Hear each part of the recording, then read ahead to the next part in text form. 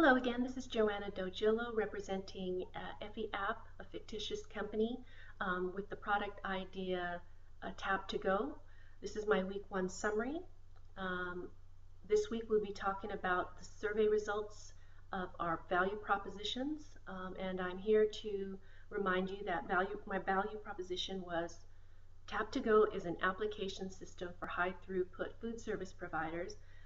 It'll increase profits, improve customer satisfaction by creating and completing food service orders more effectively and efficiently with this app.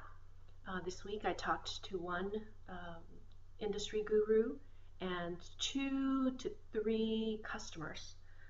I know that's less than what was required, but the information that I received from these 4 people was enough for me to provide a decent summary, I believe. So if you recall from last time, my business model canvas looks specifically at value propositions related to increasing profits, improving performance, improving customer service and satisfaction, increasing efficiency, and allowing my customer to be more effective.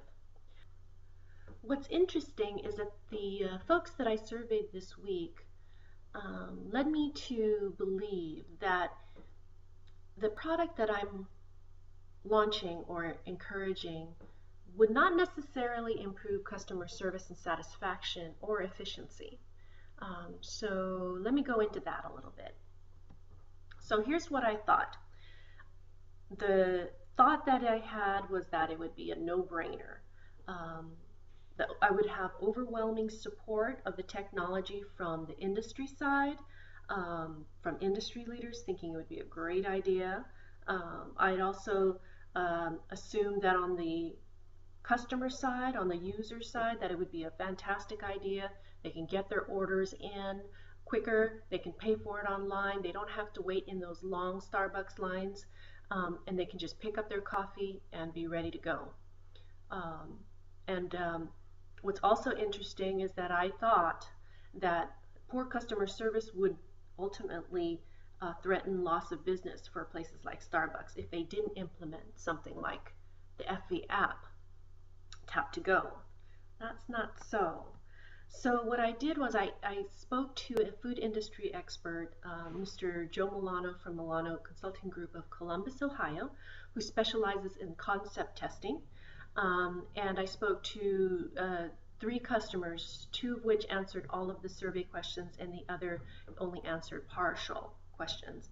But after speaking to these 4 people, I felt that I might have to change the direction that I'm going in with my product idea, simply because the feedback that I had from each person was overwhelmingly similar. And what that was is, and the survey says, is that according to the customers, the people who would be using the applications that I'm launching, is that they wouldn't necessarily use an application such as the one I'm proposing, because they do like the customer service aspect, the personal attention of putting in their order.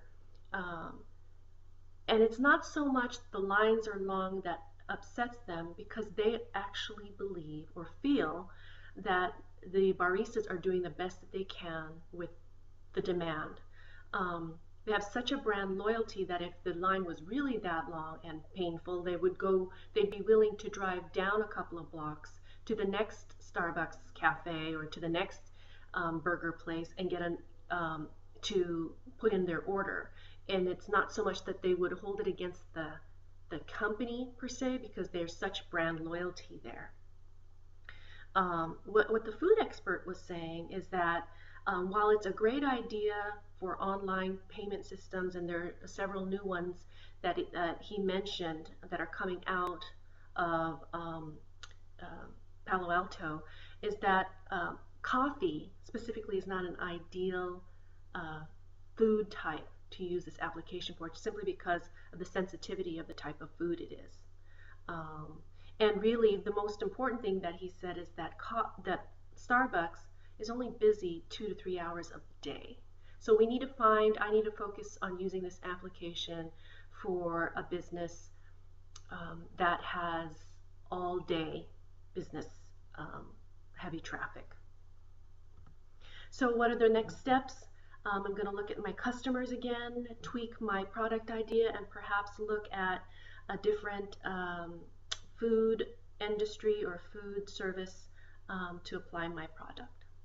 Thank you.